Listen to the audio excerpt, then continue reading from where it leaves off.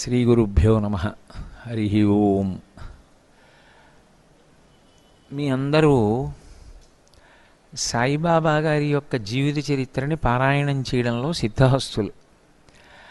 ప్రతిరోజు ఆయన జీవిత చరిత్ర పారాయణ చేస్తూ ఉంటారు. అయితే ఒక గురువు యొక్క జీవిత చరిత్ర అంటే ఏమిటి ఉంటుంది?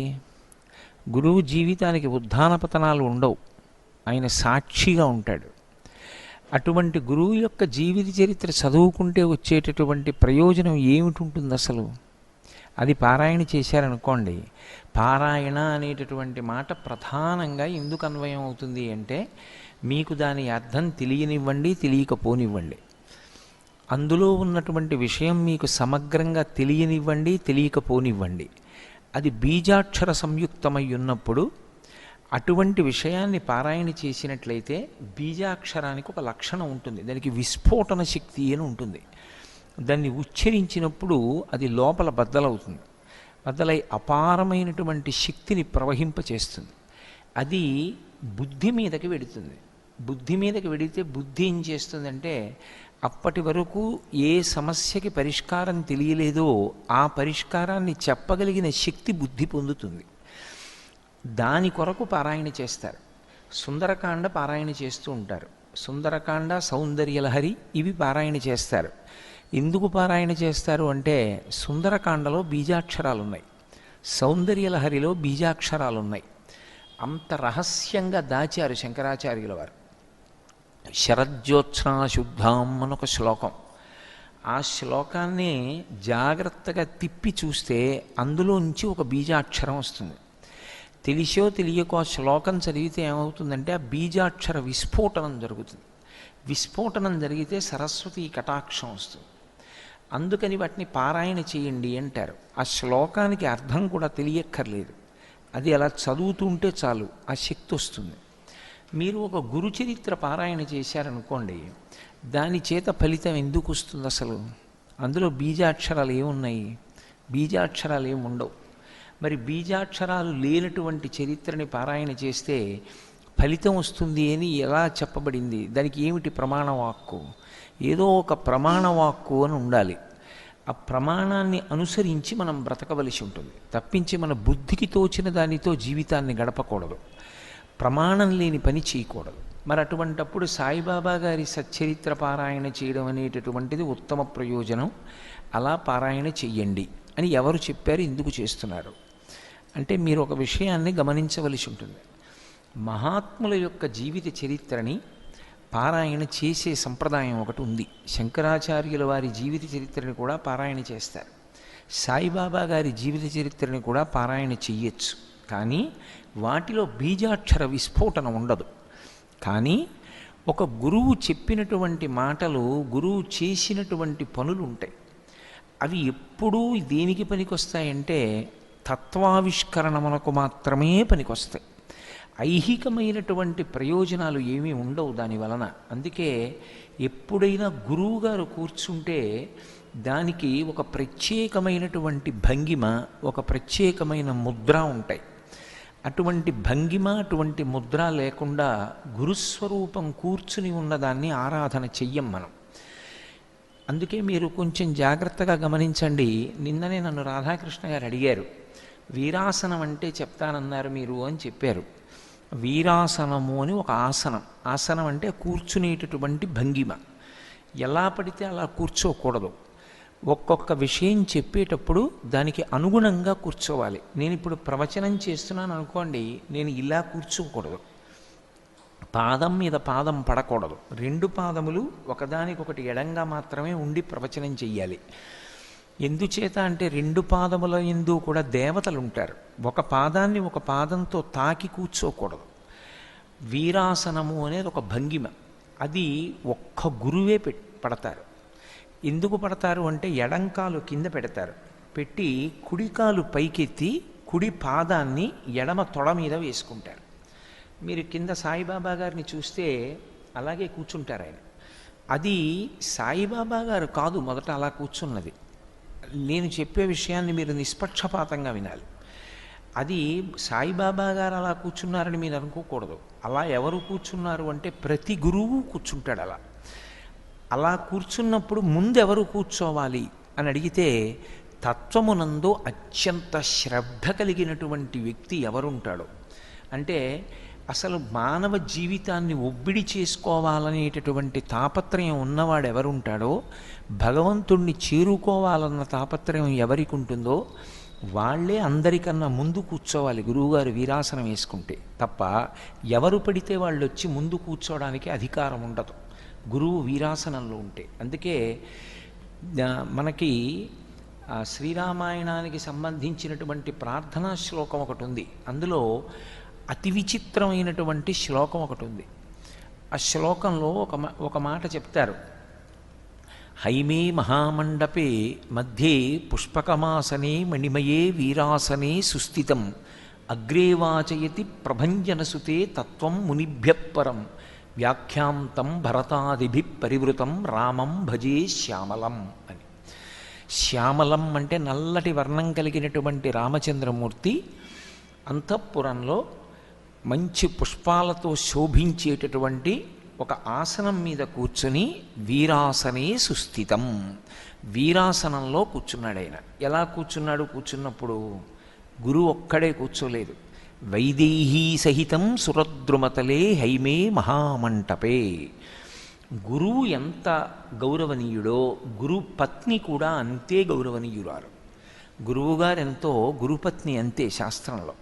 అందుకే వైదేహీ సహితం అలా కూర్చున్నప్పుడు గురువుగారి భార్య కూడా లౌకికమైనటువంటి విషయాల కోసం కూర్చోదు.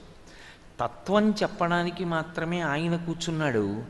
ఆయన దగ్గర విని ఉన్న కారణం చేత ఆమె కూడా తత్వమునందు రమిస్తూ కూర్చుంది. అందుకే జానకి అని కానీ సీత అని కానీ అనలేదు. వైదేహి అంటే విదేహ వంశమునకు చెందినది. విదేహ వంశము అంటే శరీర భ్రాంతి లేని వంశం. ఈ శరీరం నేను కాదని బాగా తెలుసుకున్నటువంటి వంశంలో పుట్టింది. అంటే తత్వం బాగా తెలిసి ఉన్న సీతమ్మ తప్ప ఇంకో పేరు వేయరు అక్కడ. వైదేహీ సహితం సురద్రుమతలే హైమే మహామంటపే, ఒక బంగారు మంటపంలో హైమే మహామంటపే మధ్యే పుష్పకమాసనే మణిమయే వీరాసనే సుస్థితం. పద్మాసనంలో అంటే పద్మాలతో అలంకృతమైనటువంటి ఒక ఆసనమునందు వీరాసనే సుస్థితం. సుస్థితం అంటే బాగా కూర్చున్నాడు అని. బాగా కూర్చున్నాడు అన్న మాటకు అర్థం ఏమిటంటే వేదాంతమునందు ఆయన మనస్సు రమిస్తోంది అని. అలా వేసుకున్నాడు అంటే ఎడమకాలు ఒక్కటే కింద పెడతాడు. కింద పెట్టి ఈ కుడికాలు పైకెత్తి ఇలా ఎడంకాలు మీద వేసుకుంటారు, ఎడమ తొడ మీద వేసుకుంటే ఈ పాదం కనపడుతుంది, ఈ పాదం కూడా కనపడుతుంది, ఇలా రెండూ కనపడతాయి. దాన్ని వీరాసనం అంటారు. వీరాసనే సుస్థితం. అగ్రే వాచయతి ప్రభంజనసుతే. అందరికన్నా ముందెవరు కూర్చున్నారు అంటే హనుమ కూర్చున్నారు. ఎవరున్నారు సభలో? అగ్రే వాచయతి ప్రభంజనసుతే తత్వం మునిభ్యపరం వ్యాఖ్యాంతం భరతాదిభి పరివృతం రామం. భరత సహితుడైన రాముడు ఉన్నాడు. అంటే భరత లక్ష్మణ శత్రుఘ్నులు ఉన్నారు. వాళ్లే కాదు, మునిభ్యపరం మహర్షులు ఉన్నారు. మహర్షులు ఉన్నారు, తోడపుట్టిన వాళ్ళు ఉన్నారు, యువరాజు అయిన భరతుడు ఉన్నాడు. ప్రోటోకాల్ ఏమిటంటే రాముడు కూర్చుంటే రాముడి తరువాతి స్థానంలో ఎవరు కూర్చోవాలి అంటే భరతుడు కూర్చోవాలి, యువరాజు కనుక. కానీ భరతుడిని కూర్చోనివ్వలేదు. అంటే అధికార సంబంధం ఉండదు గురువుగారి దగ్గర కూర్చునేటప్పుడు. ఎవరు యోగ్యుడు ముందుకు కూర్చోవడానికి గురువుగారి ఎదురుగుండా అంటే ఎవడు తత్వ జిజ్ఞాస కలిగిన వాడో వాడు మాత్రమే ముందు కూర్చోవాలి. తప్ప లౌకికమైనటువంటి ప్రయోజనాలు, లౌకికమైనటువంటి కోరికలు కోరుకునేటటువంటి వాళ్ళు గురువు వీరాసనంలో ఉండగా ఆయన ముందు కూర్చోవడానికి అనర్హులు. అలా కూర్చోకూడదు. అందుకే భరతుణ్ణి కూడా ముందుకి రానివ్వలేదు. ఎవరిని కూర్చోబెట్టారంటే హనుమని కూర్చోబెట్టారు. ఎందుకు హనుమని కూర్చోబెట్టాలి అంటే తన జీవితం మొత్తం మీద చిరంజీవి ఇప్పటికీ ఉన్నారు. అయినా తన కొరకు అని ఒక్క కోరిక లేనివాడు ఎవరైనా ఉంటే ఒక్క స్వామి హనుమయ్యే. ఆయన ఇప్పుడు రామనామం చేసుకుంటూ యోగస్థితిలో ఉంటారు. అంతటి తత్వజ్ఞుడు, గురువు దగ్గర నేర్చుకోవాలనే తాపత్రయం ఉన్నవాడు కాబట్టి హనుమని ముందుకు కూర్చోబెట్టారు. మిగిలిన వాళ్ళందరూ వెనక్కి కూర్చున్నారు. అంటే వీరాసనం వేసుకున్నటువంటి గురువు గారి దగ్గరికి వెళ్ళేటప్పుడు ఎవరు వెళ్ళాలి అంటే తత్వం తెలుసుకుందామనేటటువంటి తాపత్రయం ఉన్నవాళ్ళు వెళ్ళి కూర్చోవాలి. అందుకే గురువు ఉన్నటువంటి ప్రాంగణాల్ని దేవాలయము అని పిలవరు, సంస్థానము అని పిలుస్తూ ఉంటారు. సంస్థానము అని ఎందుకు పిలుస్తారంటే గురువు ఉంటే పరబ్రహ్మం ఉన్నట్లే. ఆ గురువుగారు కూర్చుని ఉంటే ఆ గురువు యొక్క ప్రధానమైన లక్షణం ఏమి అంటే నాకు కొడుకొట్లేదు, నాకు కూతురొట్లేదు, మా ఇంట్లో పెళ్ళవలేదు, మా ఇంట్లో ఆవు ఈనలేదు, ఈ కోరికల కోసం గురువు దగ్గరికి వెళ్ళకూడదు. అసహ్యం పుడుతుంది, గురువుకి చికాకు పుడుతుంది. అసలు గురువు యొక్క సంతోషం అంతా ఎక్కడుంటుందంటే తత్వాన్ని చెప్పడంలోనే ఉంటుంది. వీరాసనంలోనే ఉంటారు సాయిబాబా గారు. సాయిబాబా గారు వీరాసనంలో ఉన్నారు అన్న మాటకు అర్థం ఏమిటంటే సాయిబాబా గారికి అత్యంత ఇష్టమైన విషయం ఏమిటి అంటే తత్వాన్ని బోధ చేయడమే. తత్వం బోధ చేయడము అన్న మాటకు అర్థం ఏమిటంటే అసలు జీవితాన్ని పండించుకోవడం ఎలాగో తెలియచేస్తారు. అది పుస్తకం పట్టుకుని గురు చరిత్ర మీరు పారాయణ చేస్తున్నారనుకోండి, తప్పని నేను అనను. కానీ మీరు ఎన్ని మాటలు పారాయణ చేసినా దాని వలన ప్రయోజనం ఏం లభించింది అంటే ఇది లభించింది అని చెప్పడం మాత్రం చాలా కష్టం. భక్తి చేత ఇది గురువుగారి చరిత్ర అని చదువుకోవడం వల్ల గురువుగారు సంతోషించవచ్చు, అది వేరు విషయం. కానీ ఆధ్యాత్మికంగా మీరు ఏం వృద్ధిలోకి వచ్చారు అని అడిగారనుకోండి, గురు చరిత్ర యొక్క తత్వం తెలియకుండా వీరాసనంలో ఉన్నటువంటి గురువుగారి ముందు గురు చరిత్రని కేవలం చదువుకుంటూ కూర్చోవడం కన్నా పనికిమాలిన విషయం లోకంలో ఇంకోటి ఉండదు. నేను పరమ సత్యమే మాట్లాడతాను, ఇంకోలా మాట్లాడడం నా జీవితంలో నాకు అలవాటు లేదు. నేను ఎందుకు ఈ మాట అంటున్నానంటే మీకు బాగా అర్థం అవ్వాలంటే ఒక మాట చెప్తాను. నేను సాయిబాబా గారి జీవిత చరిత్ర నిత్యపారాయణ చేసే అలవాటు నాకు లేదు. నేను కొన్ని సంవత్సరాల క్రితం ఎప్పుడో ఒకసారి సాయిబాబా గారి గురించి ప్రసంగాలు చేయవలసి వస్తే ఆయన జీవిత చరిత్రకి సంబంధించిన పుస్తకం ఎవరినో అడిగి తీసుకుని చదివాను ఒకసారి నేను. అది అథెంటికేటెడ్ బుక్ అయితేనే, అది అందులో అసత్యాలు లేవు, అది సక్రమంగా వ్రాయబడిన పుస్తకం అయితేనే చదువుతాను. నేను మీతో ఒక పరమసత్యం చెప్తాను ఇవాళ. సాయిబాబా గారు చెప్పినటువంటి విషయాల్ని అయోమయావస్థలో అర్థం పర్థం లేకుండా చెప్పినట్టుగా బహుశः ఏ గురుస్వరూపం విషయంలోనూ చెప్పబడలేదు. అంత వక్రీకరించి చెప్పారు ఇవాళ. ఆయన చెప్పింది ఒకటి, ఆయన చెప్పిన దాన్ని ఇంకొకలా చెప్పింది ఇంకొకటి. అసలు ఆయన హృదయాన్ని ఆవిష్కరించడం చాలా చాలా తక్కువైపోయింది. ఆయన కూర్చోవడమే వీరాసనం అంటే అది తత్వముద్ర. నేను మీతో ఒక ఉదాహరణ చెప్తాను. మీరు సాయిబాబా జీవిత చరిత్ర పారాయణ చేస్తారు, నాకు పేర్లు జ్ఞాపకం ఉండవు, నేను ఎప్పుడో చదివిన పుస్తకం. కానీ మీతో ఒకటి మనవి చేస్తా. నాకు జ్ఞాపకం ఉన్నంత వరకు ఒకసారి సాయిబాబా నడిచి వెడుతూ ఉంటారు పక్కన. నేను మరి కరెక్ట్గానే చెప్తే శ్యామ తాత్య అనుకుంటా ఆయన పక్కన ఉంటారు. ఆయన నడిచి వెడుతూ ఉంటారు. వెడుతుంటే ముందు మేకల మంద వెడుతూ ఉంటుంది. మేకల మంద వెడుతున్నప్పుడు వెనక నడవకూడదు. ఎందుకు నడవకూడదు అంటే మేకల మంద యొక్క పాద ధూళి పైకి లేచి మీద పడితే అపమృత్యు దోషం జాతకంలో ఉంటే ఫలిస్తుంది. అందుకని దాని వెంట నడవకూడదు. ఆవులు నడుస్తున్నప్పుడు నడవచ్చు, ఎందుకంటే గోధూళి మీద పడితే స్నానం చేసిన ఫలితం వస్తుంది. కొన్నింటి వెనక నడవకూడదు, కొన్నింటి వెనక నడవాలి, ప్రయత్నపూర్వకంగా నడవాలి. మేకల మంద వెంట వెడుతున్నారు సాయిబాబా గారు. అంటే ఆయన నడుస్తున్నారని కాదు దాని ఉద్దేశ్యం, ఆయన నడుస్తుండగా ముందు మేకల మంద ఉంది అని. ఆయన అకస్మాత్తుగా మేకల మందలోకి పరిగెత్తారు. పరిగెత్తి 2 మేకల్ని పట్టుకునే ప్రయత్నం చేశారు. ఎన్నో మేకలు ఉన్నాయి. ఆయన ఏం వాటి మాంసం కోసమో లేకపోతే ఇవి బాగా ఏపుగా పెరిగాయి వీటిని చంపుకు తిందామనో కాదు ఆయన ఉద్దేశ్యం. ఎందుకో పరిగెత్తారు.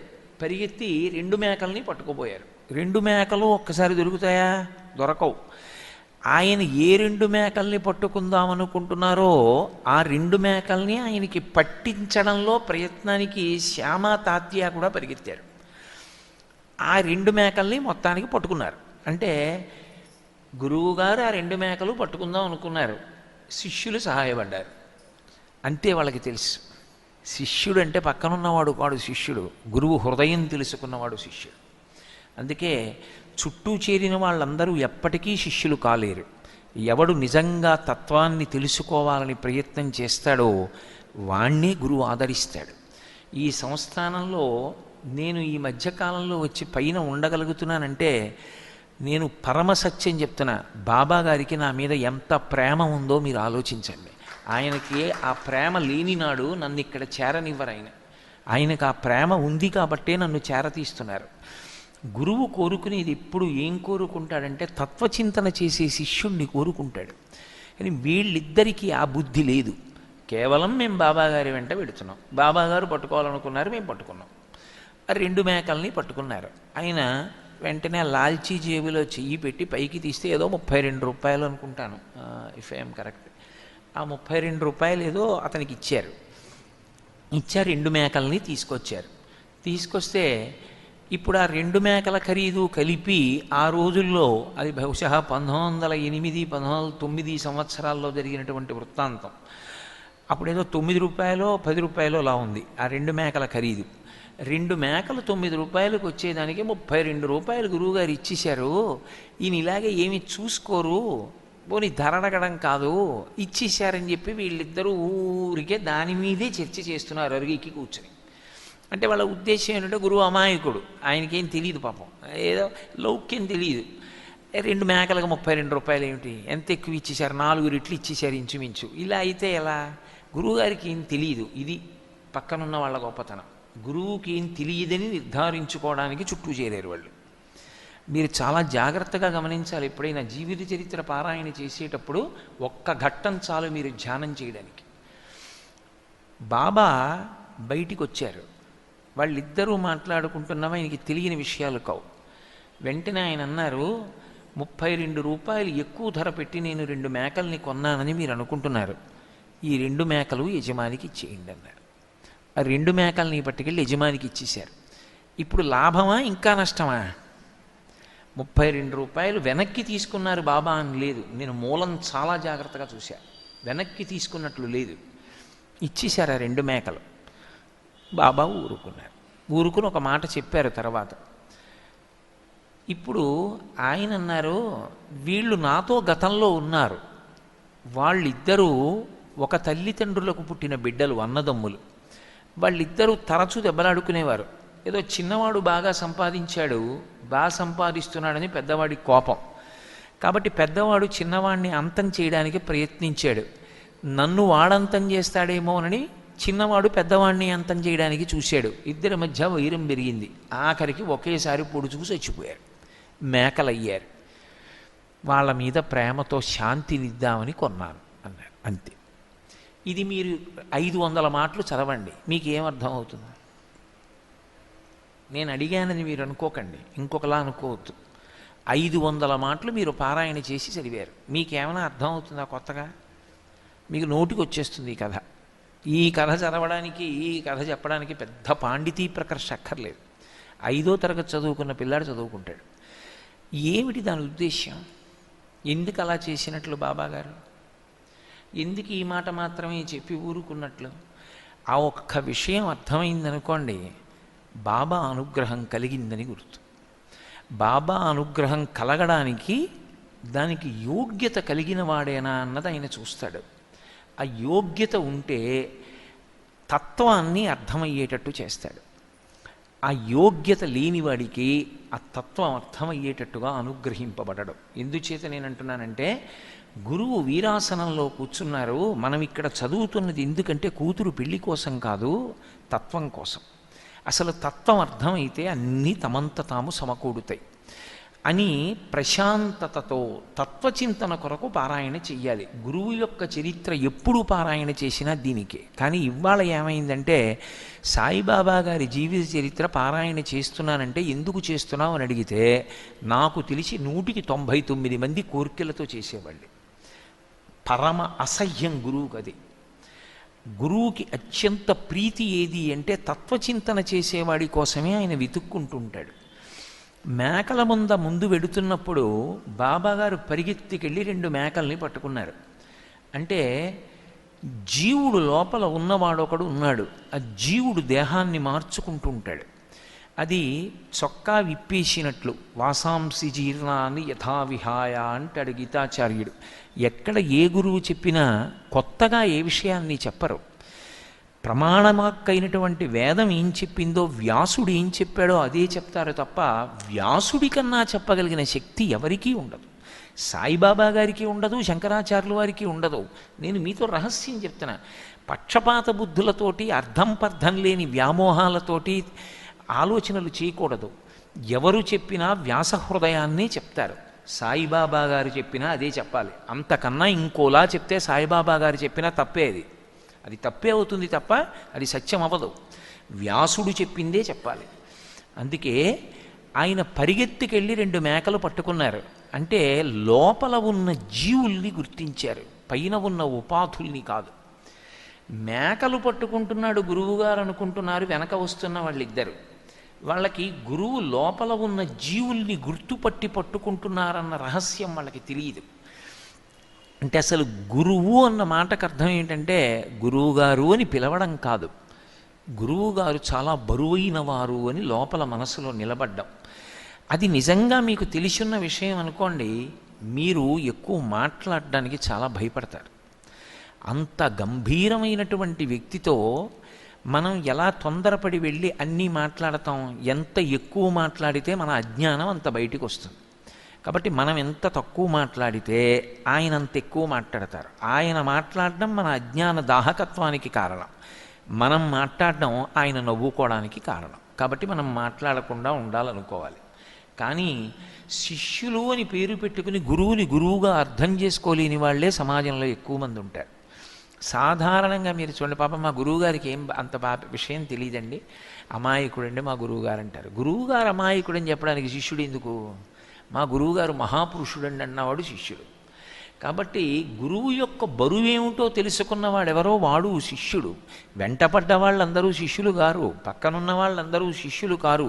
త్రివేణీ సంగమంలో మొసలి పుట్టినది బదులు చచ్చే వరకు ఉంటుంది. దానికే స్నాన ఫలితం వచ్చిందా?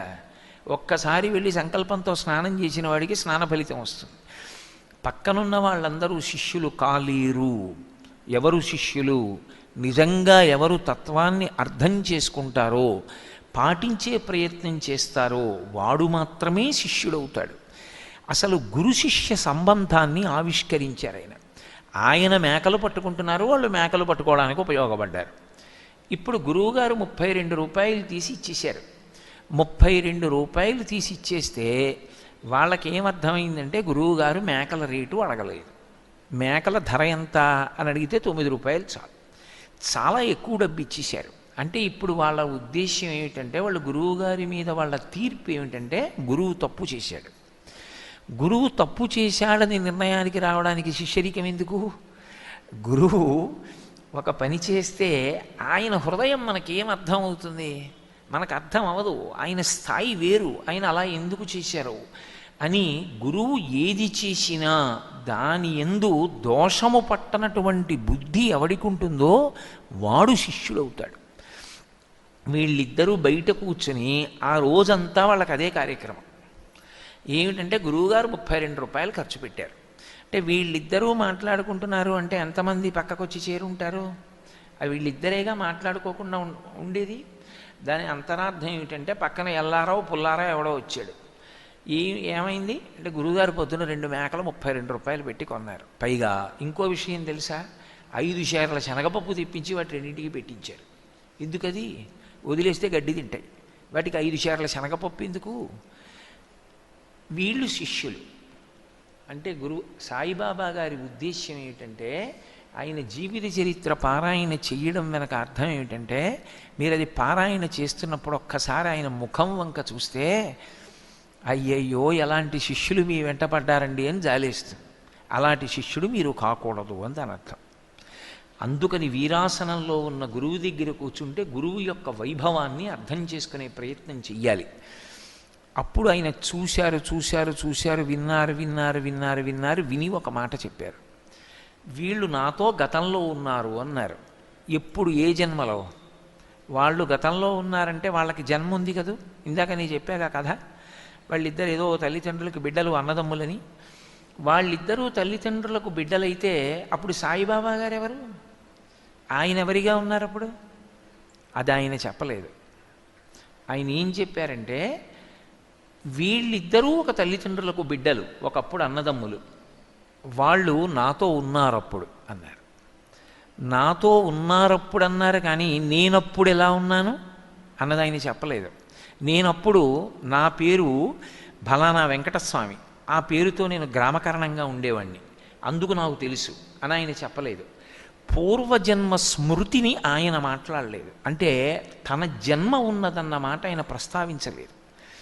తాను జన్మకి అతీతంగా నిలబడిపోయినటువంటి గురుస్వరూపం, అది కారణజన్ముడు అని గుర్తు. అంటే కళావతారము అని గుర్తు. కళావతారము అంటే ఒక ప్రత్యేక పరిస్థితిలో ఒక ధర్మాన్ని, ఒక జ్ఞానాన్ని లోకానికి బోధించడానికి వస్తూ ఉంటాడు. పరమేశ్వరుడే ఆ రూపంలో వస్తూ ఉంటాడు. కాబట్టి రావడానికి ముందు కూడా ఆయనకి తెలుసు ఏం జరిగాయో. అప్పుడు ఆయన ఒక రూపంతో ఉండాలని ఏం లేదు, ఒక రూపంతో అప్పుడు లేరు, కానీ ఇప్పుడు ఉన్నారు. అప్పుడు వాళ్ళు నాతో ఉన్నారు అన్న మాటకు అర్థం ఏమిటంటే, వాళ్ళలో ఎక్కడో కొద్దిగా భక్తి ఉండేది భగవంతుడి మీద. భగవంతుణ్ణి లోపల కొద్దిగా నమ్మినట్టుగా ఉండేవారు. అప్పుడప్పుడు పూజామందిరంలోకి వెళ్ళేవారు, పూజ చేసేవారు, నమస్కారం పెట్టేవారు. ఏదో అనుగ్రహం ఉండాలి. ఈశ్వరుడికి పెట్టిన నమస్కారం ఉత్తినే పోవడానికి వీల్లేదు. ఈశ్వరుడు దాన్ని లెక్కలోకి తీసుకుంటాడు. ఎంత లెక్కలోకి తీసుకుంటాడంటే, అనుషంగిక పుణ్యము అని ఒక పుణ్యం ఉంటుంది, దాన్ని కూడా ఆయన లెక్కలో పెట్టుకుంటాడు. ఒక ఆవు దూడ పారిపోయిందనుకోండి, మీరు ఆ ఆవు దూడని పట్టుకుందామని పరిగెత్తారు, అదో శివాలయంలోకి వెళ్ళింది. మీరు శివాలయంలోకి వెళ్ళారు, అది గుడి చుట్టూ పరిగెత్తింది, మీరు గుడి చుట్టూ పరిగెత్తారు, అది బయటకు వచ్చింది, మీరు బయటకు వచ్చారు. లోపల ఉన్న శివుడు ప్రదక్షిణ పుణ్యం వేస్తాడు. మీరు ప్రదక్షిణానికి వెళ్ళలేదు, ఆవు దూడను పట్టుకోవడానికి వెళ్ళారు. ప్రాసంగిక పుణ్యము అని ఉంటుంది. మహాత్ములు మాట్లాడేటప్పుడు తరచు భగవంతుడి గురించి ప్రస్తావిస్తారు. అలా మాట్లాడేటప్పుడు ఆయన తిరుపతి తిరుపతి తిరుపతి తిరుపతి అంటున్నాడు అనుకోండి, మీరు ఎప్పుడో ఒకసారి తిరుపతి అంటారు. అలా అన్నందుకో పుణ్యం వేస్తాడు. శ్రవణ పుణ్యం అని విన్నందుకో పుణ్యం వేస్తాడు. ఇవి లెక్కలోకి తీసుకుని ఒకప్పుడు అనుగ్రహిస్తాడు. ఎప్పుడో తనే మామిడి పండు తిని టెంక పడేశాడు. మా ఇంట్లోనే జరిగింది. పెద్దాపురంలో నాకు ఇల్లు ఉండేది ఒకప్పుడు. బ్రహ్మాండమైన మామిడి పళ్ళు సంతలో జరిగితే చెరుకు రసాల మామిడి పళ్ళు తీసుకొచ్చి తిన్నాం. ఏకంగా ఇంతంత మామిడి పండు, అది ఇంతంత టెంక ఉంది లోపల. తిని ఆ మామిడి టెంకలు పెరట్లో పడేసాం. ఎందుకో అవి మట్టిలో పడిపోయి చాలా కాలం అయిపోయింది. అవి వేసవకాలంలో వస్తాయి మామిడి పళ్ళు. మళ్ళీ ఎప్పుడో వర్షాకాలం వచ్చిన తర్వాత వర్షాలు పడ్డాయి. ఆ మొక్క పైకి లేచింది, మామిడి మొక్క లేచి అద్భుతమైనటువంటి మామిడికాయలు కాసింది. నేను ఆ టెంక విసిరేసినప్పుడు అటువంటి చెట్టు వస్తుందని నాకు తెలియదు. ఆ చెట్టు వాళ్ళ ఇళ్లల్లో వేసుకుందామని ఎందరో పట్టుకెళ్ళారు కొమ్మలు. ఎవ్వరిళ్లల్లో ఆ చెట్టు మొలవల. అది అదృష్టవశాత్తు మా ఇంట్లో పెరిగింది ఆ మామిడి చెట్టు. ఆ ఇల్లు నేను అమ్మ అన్నంతకాలం ఆ చెట్టు మామిడి పళ్ళు అందరికి ఇస్తుండేవాడిని కూడా. అలా ఓ పనస చెట్టు కూడా లేచింది మా ఇంట్లో. ఆ చెట్టంతా పనసపళ్ళే ఉండేవి. సరే, ఆ ఇల్లు అమ్మేసిన తర్వాత యజమాని అనుభవిస్తున్నాడు, అది వేరు విషయం అనుకోండి. నేను టెంక పారేసినప్పుడు నాకు తెలియదు అది మామిడి చెట్టు అవుతుందని. అలాగే మీరు భగవత్ సంబంధమైనటువంటి కర్మ చేసినప్పుడు మీకు తెలియదు అది ఒకనాడు రక్షిస్తుందని.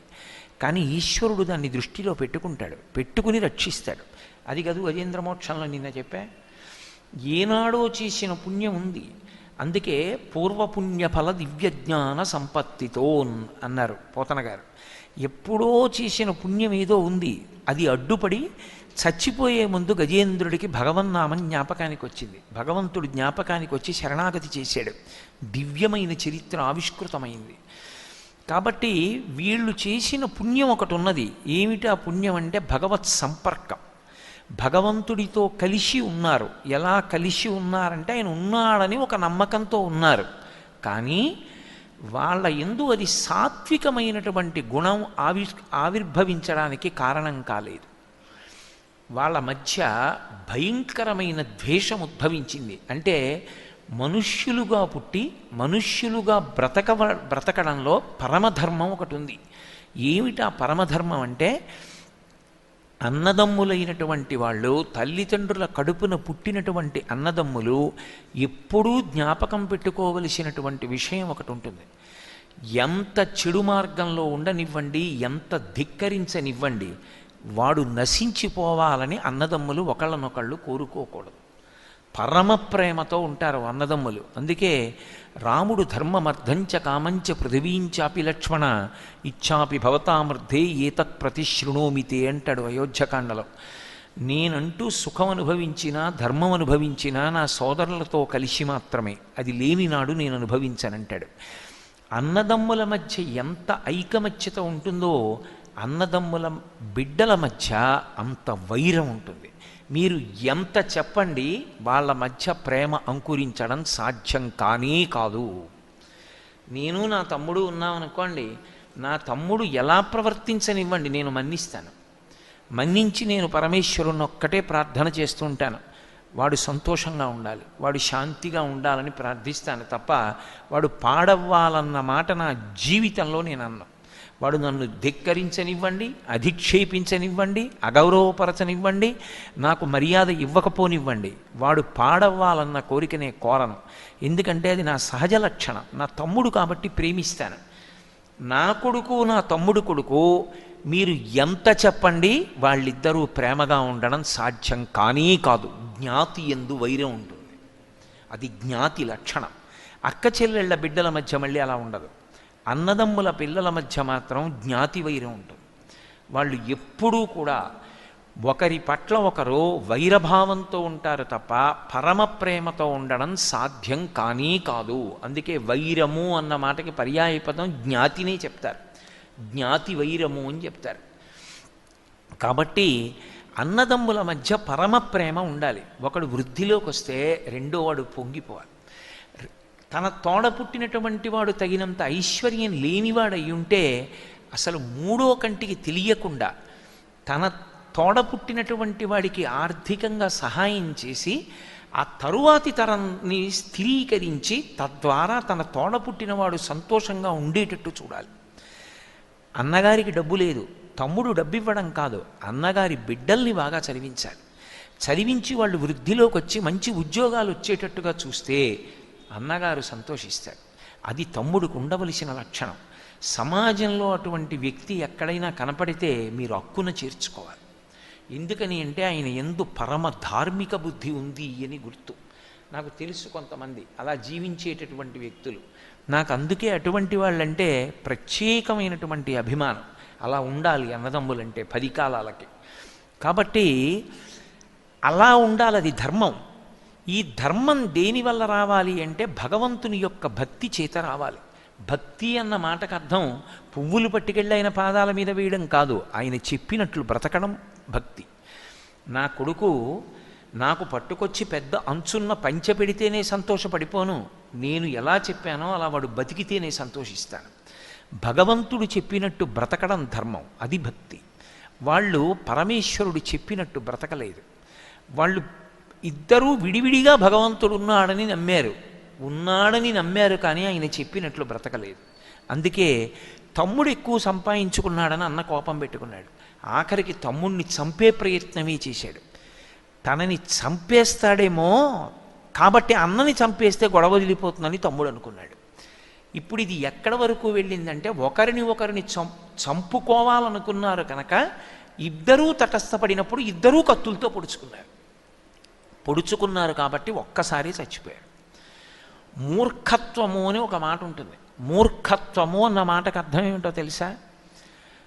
చేస్తూ ఉంటాడు, దీనికి ప్రయోజనం ఇదిరా, ఇలా మారంటే మాత్రం మారడం, అదే మూర్ఖత్వం అంటే. మూర్ఖజన చిత్తము తెల్పన అసాధ్యం ఈరీకిన్ అంటాడు భర్తృహరి. మూర్ఖుణ్ణి మార్చలేరు మీరు, చాలా కష్టం. తప్పురా, అలా ఉండకూడదు, నువ్వు దీన్ని ఇలా నేర్చుకో, ఇలా మార్చుకో అన్నారనుకోండి, వాడు మార్చుకోడు, నేను ఇలాగే చేస్తాను ఇంతే, ఇదే ఫలితం అంటాడు. అది మూర్ఖత్వం అంటారు. ఆ మూర్ఖత్వంతో చచ్చిపోయిన వాళ్ళు ఎవరున్నారో వాళ్ళని మేకలై పుడతారు. అందుకే అమ్మవారి విషయంలో సూక్తంలో ఒక మాట ఉంటుంది. అమ్మవారికి బలి ఇచ్చేటప్పుడు అత్యంత ప్రీతిపాత్రమైనవి ఏవి అంటే బలికి అమ్మవారికి బలిస్తూ ఒక మేకని బలివ్వండి, ఒక నల్ల పిల్లిని బలివ్వండి, ఒక దున్నపోతుని బలివ్వండి అని. ఈ 3 బలిస్తే ఆవిడ సంతోషిస్తున్నది. అంటే దాని అర్థం ఓ మేకని తీసుకొచ్చి చంపేయండి, ఒక దున్నపోతుని తీసుకొచ్చి చంపేయండి, ఒక నల్ల పిల్లిని తీసుకొచ్చి చంపేయండి అని కాదు. అలా అర్థం చేసుకోకూడదు. మేష, మార్జాల, మహిష అని. అలా చంపమని కాదు. మేక అన్నది దేనికి గుర్తంటే మూర్ఖత్వానికి గుర్తు. దానికి అర్థం ఉండదు, రెండూ కలిసి గడ్డి మేస్తుంటాయి. మీరు ఓ మేకని ఇటొచ్చి పట్టుకుని ఓ మేకని అటొచ్చి పట్టుకుని ఈ రెండింటినీ కూడా తల తగిలించి కొంచెం దూరం తీసుకెళ్ళి వదిలిపెట్టారనుకోండి, ఒరే వాడు మన రెండింటి తలలు తగిలించి అటు ఇటు పట్టుకుంటే మనం కొట్టుకోవడం ఏమిట్రా అని అనుకోవు. అవి రెండు తలలు బద్దలయ్యేటట్టు కొట్టేసుకుంటాయి. ఆఖరికి కింద పడిపోతాయి కూడా, ముక్కుల్లోంచి నెత్తురు కారి కింద పడిపోతాయి. ఎందుకది? ఎందుకు అలా కొట్టుకోవడం? ఆయన తీసుకెళ్ళి అటు ఇటు పట్టుకోవడం ఏమిటి, మేం కొట్టుకోవడం ఏమిటి అనుకోవవి. అది మూర్ఖత్వం. మూర్ఖత్వానికి పరాకాష్ఠ మేక. మేకని బలి అంటే నీ మూర్ఖత్వాన్ని బలి. చెప్పిన మాట వినడం నేర్చుకో, జీవితాన్ని మార్చుకోవడం నేర్చుకో. అది మూర్ఖత్వం అంటే. రెండవది దున్నపోతు. దున్నపోతు అంటే మదం. ఏదో ఒకటి చూపించాడు, నాకు ఈ బలం ఉందని అహంకారానికి పోతూ ఉండడం. ఆ మదాన్ని బలివ్వడం దున్నపోతుని బలివ్వడం. నల్ల పిల్లిని బలివ్వడం అంటే పిల్లి దొంగతనానికి ప్రసిద్ధి. అందుకే అంత నిశ్శబ్దంగా వచ్చి పాలు తాగిపోతూ ఉంటుంది, అంత నిశ్శబ్దంగా ఎలకల్ని పట్టుకుంటుంది. దొంగతనానికి ప్రసిద్ధి పిల్లి. దొంగ బుద్ధి మానే జీవితంలో. దొంగ బుద్ధి అంటే ఎవరి వస్తువో దొంగిలించడం అనుకోకండి. దొంగ బుద్ధి అన్న మాటకు అర్థం ఏమిటో తెలుసా? ఈ సమస్తము సర్వేశ్వరుడి. ఈ శరీరాన్ని నేను నిర్మించలేదు. ఇందులో ఉన్న చర్మము, రక్తము, మాంసము, కొవ్వు, అస్థి, శుక్ల, మేధ ఆయన పెట్టాడు. గుండె ఆయన పెట్టాడు. ఈ వాక్ ఆయన ఇచ్చాడు. ఈ శరీరాన్ని వాడేటప్పుడు ఏ పరమేశ్వరుడు దీన్ని నిర్మించాడో ఆయన చెప్పినట్టు తప్ప ఇంకొకలా దీన్ని వాడకూడదని నేను పరాకుతో బ్రతకడమే భక్తి. అలా అన్నారు కానండి, ఇదంతా నాదే అని బతకడం, ఒకడి సొత్తు నాదండమే దొంగతనం. ఆ దొంగతనానికి మారు పేరు నల్లపిల్లి. అది చీకట్లో అసలు కనపడదు. కాబట్టి పిల్లిని బలివ్వండి అంటే దొంగ బుద్ధిని బలివ్వండి. ఇప్పుడు వాళ్ళిద్దరూ మేకలుగా ఎందుకు పుట్టారు అంటే పునర్జన్మ సిద్ధాంతాన్ని ధృవీకరించారు సాయిబాబా గారు. సనాతన ధర్మానికి ప్రాణం ఎక్కడుంది అంటే పునర్జన్మ సిద్ధాంతంలో ఉంది. చేసిన కర్మని బట్టి జన్మనెత్తుతావు. ఉగ్రమైనటువంటి బుద్ధితో, ద్వేషభావంతో చచ్చిపోయిన, విపరీతమైన ప్రేమతో చచ్చిపోయిన తిరిగి ఎక్కువగా పుడతారు. అంటే వెన్నుపాం భూమికి అడ్డంగా ఉండేటట్టుగా పుడతారు. ఊర్ధ్వముఖ చలనం చెయ్యరు. అంటే వెన్నుపాం నిటారుగా ఉండే ప్రాణిగా పుట్టరు. ఉగ్రమైనటువంటి బుద్ధితో చచ్చిపోయారు కాబట్టి తిరిగి ఎక్కువగా వచ్చారు. మూర్ఖత్వంతో చచ్చిపోయారు కాబట్టి మేకగా వచ్చారు. ఇవి పురాణాంతర్గత విషయాలు. పునర్జన్మ ఎలా వస్తుందో మార్కండేయ పురాణం చెప్పింది. తన భార్యతో తాను పడుకుని తన భార్యతో సంగమం నిర్వహిస్తూ మనసులో ప్రియురాల్ని స్మరించినటువంటి వాడు బల్లిగా జన్మిస్తాడు గోడల మీద. ఎవడు ఎటువంటి పాపం చేసిన వాడు ఏ శరీరంతో వస్తాడో చెప్పింది మార్కండేయ పురాణం. అంత మూర్ఖత్వంతో శాస్త్రం పక్కన పెట్టి ప్రేమతో బతకవలసిన వాళ్ళు మూర్ఖత్వంతో చచ్చిపోయారు కాబట్టి మేకలుగా వచ్చారు. కానీ ఒకనాడు నాతో ఉన్నవాళ్ళు వీళ్ళకి శాంతినివ్వాలనుకున్నాను, అందుకు కొనుక్కున్నానన్నారు. 32 రూపాయలు ఆయన ఇవ్వడం, 32 తత్వాలు కొనుక్కోవడం. అందులో ఉన్నటువంటి 32 తత్వాలు, పంచ జ్ఞానేంద్రియములు, పంచ కర్మేంద్రియములు, సప్తధాతువులు, మనసు, బుద్ధి, అహంకారము, చిత్తము, వీటన్నిటినీ కలిపి ఆ జీవుని అంతటినీ కూడా తనదిగా వశం చేసుకున్నారు. ఒక గురువు పట్ల శిష్యుడికి ఉండవలసిన బుద్ధి ఇది అంటే నేను గురువుగారి సొత్తు అన్న భావనతో ఉండాలి. నేను గురువుగారి సొత్తుని కాబట్టి ఇంకా నాకంటూ కొత్తగా ఏముంటుంది? నాది ఏముందో అదంతా గురువుగారిదే తప్ప నేనే గురువుగారి సొత్తు అయినప్పుడు నాకేముంటుంది ఇంకా కొత్తగా? భరతుడు రాముడి విషయంలో ఒక మాట అంటాడు. వశిష్ఠుడి పిలిచి, ఈ రాజ్యం రాముడు నీకు ఇచ్చాడు, నువ్వు వేలుకో అన్నాడు. అంటే భరతుడు అన్నాడు, ఒక వ్యక్తి దగ్గర ఒక మణి ఉంది, మణిని ఒక పెట్టెలో పెట్టి, ఒక చిన్న పెట్టెలో పెట్టి దాచాడు. మణి పెట్టిదా అని అడిగాడు. మణి పెట్టిది కాదు, పెట్టి కూడా వ్యక్తిదే, యజమానిది. యజమానియే పెట్టెలో మణిని పెట్టుకున్నాడు. పెట్టిలో పెట్టిన మణి పెట్టిది కానట్టు రామునికి నేను చెందినవాడనైనప్పుడు, రాముడి సొత్తు నేనైనప్పుడు రాజ్యము కూడా రాముని సొత్తే. నేనే రాముని సొత్తు, రాజ్యము నాకెందుకు సొత్తు అవుతుందన్నాడు. అది గురువు దగ్గర కూర్చునే విధానం. అందుకే ముందెవరు కూర్చోవాలి అంటే ఆ తత్వం ఉన్నవాడే కూర్చోవాలంతే. ప్రతివాడు కూర్చోవడానికి అధికారం లేదు. వీరాసనం గురువుగారు వేసుకుంటే, గురువుగారు కాళ్ళు రెండు కింద పెడితే ఎవరైనా కూర్చోవచ్చు. గురువుగారు వీరాసనం వేసుకుంటే అలా కూర్చోవడానికి వీల్లేదు. ఒక్క తత్వచింతన కలిగిన వాళ్ళు జిజ్ఞాసువులు మాత్రమే ముందు కూర్చోండి అని హెచ్చరిక. అందున ఎడమ చెయ్యి తీసి ఆ కుడి పాదం మీద ఇలా వేసి పట్టుకున్నారంటే సుస్థితం, బాగా రమిస్తున్నాడు ఆయన వేదాంత బుద్ధితో. అప్పుడు దాన్ని పట్టుకున్నారనుకోండి, మీరు ఆ లీల అర్థమైందనుకోండి, ఒక్కటి జీవితం మారిపోతుంది. ఇప్పుడు సాయిబాబా గారి జీవిత చరిత్రలో ఈ 2 మేకల కథ ఒకటి అర్థమైందనుకోండి, అసలు ముందు శిష్యుడంటే పక్కన ఉండడం కాదు, వెంట తిరగడం కాదు, గురువుగారని అర్థం అవ్వడం. అలా అర్థమైన వాడు శిష్యుడు. అంతేగాని మేకలు పట్టుకోవడానికి వెంటబడ్డ వాళ్ళందరూ శిష్యులు కాదు, అరుగు మీద కూర్చుని గురువుగారి గురించి మాట్లాడుకున్న వాళ్ళు శిష్యులు గారు. గురువుగారి హృదయం తెలుసుకున్నవాడెవడో వాడు శిష్యుడు. వాడు గురువు పక్కన ఉండాలని లేదు. వాడు ఎంత దూరంలో ఉన్నా వాడు ఆ గురువుకి శిష్యుడే. వాడు ఊపిరి తీసి ఊపిరి విడిచిపెడితే ఇది మా గురువుగారి అనుగ్రహం అంటూ బతుకుతూ ఉంటాడు. అది ఒక శిష్యుడిగా తరించిపోవడం అన్న మాటకు అర్థం అది. వాళ్ళకి గురువు యొక్క అనుగ్రహం ఉంటుంది. ఎవరు అలా కూర్చుంటాడో వాడికి నా అనుగ్రహం ఉంటుంది. వాడికి అర్థం కాని విషయాలు అర్థం అయ్యేటట్టు నేను చేస్తాను. నేనే ఒక గురువుగా వచ్చి చెప్తాను. మళ్ళీ చెప్పి మీ మనసు అందులో రమించేటట్టు చేస్తాను. ఇప్పుడు ఆ ఒక్క లీల అర్థమైందనుకోండి, ఒక తల్లి కడుపున పుట్టిన బిడ్డలు ఎలా బ్రతకాలో అర్థమవుతుంది. ఒక గురువు వెంట వెళ్ళవలసిన వాడు ఎలా వెళ్ళాలో అర్థమవుతుంది. అసూయ, ఉగ్రచింతన చిట్ట చివరికి ఏ స్థితికి వెళ్ళిపోతాయో, తాను తిరియక్కుగా ఎలా పుడతాడో అర్థమవుతుంది. అసలు మనుష్య జన్మలో ఔదార్యము, ప్రేమ అన్నవి, వీధిలో వాళ్ళని ప్రేమించడం పక్కన పెట్టండి, ఎక్కడ ప్రారంభం అవుతుంది అంటే ముందు తన ఇంట ప్రారంభం కావాలి. ఏదో ఇంగ్లీష్లో మాట చెప్తుంటారు, చారిటీ స్టార్ట్స్ ఎట్ హోమ్ అని. అది వాళ్ళ సొత్తు కాదు, ఇంగ్లీష్ వాడు చెప్పింది కాదు, మనవాళ్ళు చెప్పింది, వేదం చెప్పింది. అసలు ప్రేమించడానికి కారణం ఏమిటి? మేము ఒక తల్లిదండ్రుల బిడ్డలం అన్నదే కారణం. ఈ సభకి నా తమ్ముడు వచ్చాడనుకోండి, నా మనసు పరవశిస్తుంది వాడిని చూడగానే. మీరు ఇంతమంది ఉన్నా నేను మిమ్మల్ని ముట్టుకోవాలని ప్రయత్నం చెయ్యను. నా తమ్ముడు కనపడ్డాడనుకోండి, నేను తప్పకుండా వెళ్ళి వాడి చేతులు పట్టుకుంటాను. నేను ఉండలేను అలా ముట్టుకోకుండా. వాడిని ఒకసారి ముట్టుకుంటాను, ఎరా ఎలా ఉన్నావు అని వాడి చేయి పట్టుకుంటాను. ఎందుకు పట్టుకుంటాను? వాడిని చూసేటప్పటికి ఎందుకు నాకు ఆ పరవశం అంటే, వాడు నా సభలకి రాకపోవచ్చు, వాడు నా ఉపన్యాసాలు వినకపోవచ్చు, అది వేరు విషయం.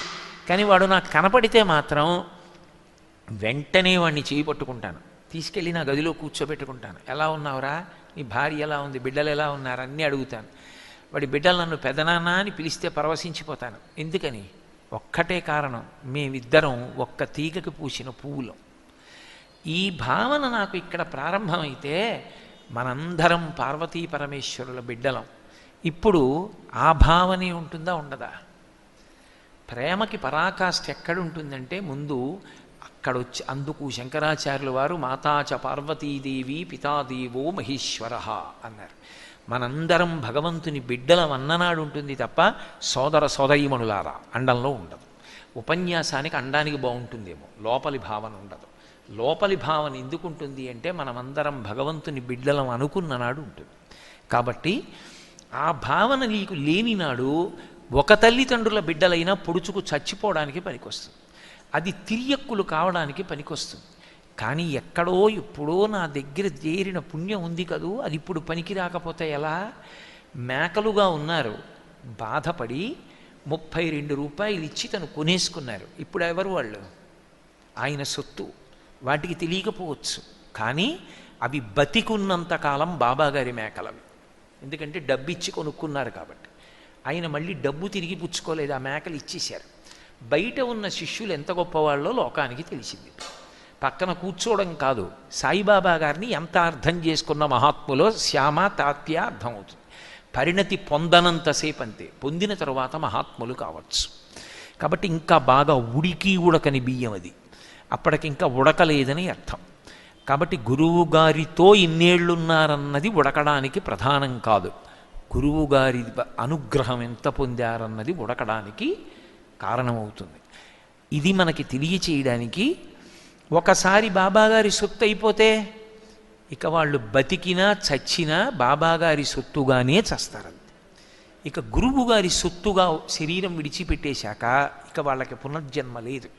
ఎప్పుడో భగవంతుడి పట్ల కించిత్ ఆదరణతో ప్రవర్తించినందుకు ఇప్పుడు అంత అనుగ్రహాన్ని కటాక్షించారు గురువుగా.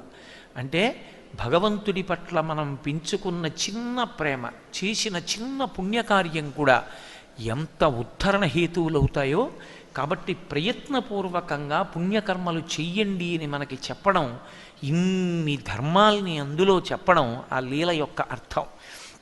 ఈ తత్వం ఆవిష్కృతం కానంతసేపు మీరు ఎన్నాళ్ళు పారాయణ చెయ్యండి, ఎన్నాళ్ళు ఆ లీల చదవండి, దాని వలన కొత్తగా ఏమైనా ప్రయోజనం వస్తుందా? నిష్పక్షపాతంగా చెప్పండి, గుండెల మీద చెయ్యేసుకుని.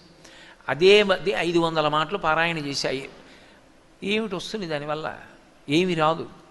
ఒకసారి అర్థమైంది, గురువుగారు మీకు అర్థమయ్యారు. ఇప్పుడు గురువుగారు అక్కడ కాదు కూర్చునేది, ఇక్కడ కూర్చుంటారు వీరాసనం వేసుకొని.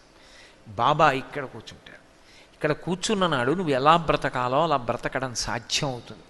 ఒక్కొక్క మాట మాట్లాడితే, ఒక్కొక్క లీల చేస్తే మహానుభావుడు అన్ని విషయాలు ఆవిష్కరించారు. దురదృష్టం ఏమిటంటే ఇవాళ వాటికి ప్రాధాన్యత లేదు. అక్కర్లేని విషయాలన్నిటికీ పెద్దపీట వేశారు. అసలు ఆయన నిజంగా దేనికోసం పరితపించారో, ఏది అందించాలని ప్రయత్నించారో దాన్నంతటినీ పక్కన పెట్టారు. ఎక్కడో తప్ప అసలు నిజంగా బాబాగారి యొక్క హృదయాన్ని ఆవిష్కరించడం, ఆయన చెప్పిన మాటల్ని అందుకోవడం చాలా చాలా చాలా తక్కువైపోయింది. అటువంటి పరిస్థితుల్లో ఎందుకో నేను ఇవి చెప్పాలని ఏమనుకోలేదు. ఇక్కడికి వచ్చిన తర్వాత నేను ఈ సంస్థానంలో ఉంటున్నాను కాబట్టి 5 రోజులు బాబాగారు మహానుభావుడే నాకు ఇంత ఆశ్రయం ఇచ్చారే. నేను ఆయన చెప్పిన మాటలు ప్రతిరోజు ఉదయం కాసేపు ఒక్కొక్క విషయం మీద మాట్లాడదాం. ఎక్కువసేపు మాట్లాడడానికి నేను కూడా జ్వరం పడి ఇక్కడికి వచ్చాను. చాలా తీవ్రమైన ఔషధాలు వాడడం వల్ల భాగవతం చెప్పడానికి జ్వరం తగ్గడం కోసమని చాలా పవర్ఫుల్ డోస్ వాడడంలో నాకు నీరసంగా ఉంటుంది. అందుకని ఎక్కువసేపు మాట్లాడకుండా ఒక్క 45 నిమిషాలు కానీ గంట సేపు కానీ మాట్లాడతానంటే పరమా ఔదార్యంతో మా సాయిబాబా గారు, అరుణమ్మ గారు అది కూడా వద్దన్నారు. అయినా నా ధర్మం సంస్థానంలో ఉన్నప్పుడు చెప్పాలి. అందుకని ప్రతిరోజు ఉదయం 9 గంటల నుంచి చెప్తాను అని చెప్పాను. ఇవాళ మీతో సాయిబాబా గారికి సంబంధించినటువంటి ఒక లీలని సంక్షిప్తంగా చెప్పా. నిజంగా ఈ ఒక్క విషయాన్ని నాటుకునేటట్టుగా చెప్పాలి అంటే ఇది ఒక్కటే ఒక 15-20 రోజులు చెప్పవలసినటువంటి విశేషం. అంత గొప్ప విశేషం అది. కాబట్టి మీరు ప్రాజ్ఞులు, పండితులు, మీకు చాలు ఆపాటి అందుకుంటారు. రేపటి రోజున మళ్ళీ బాబాగారు నాతో ఏది పలికిస్తే అది దాని గురించి మాట్లాడే ప్రయత్నం చేస్తాను. స్వస్తి.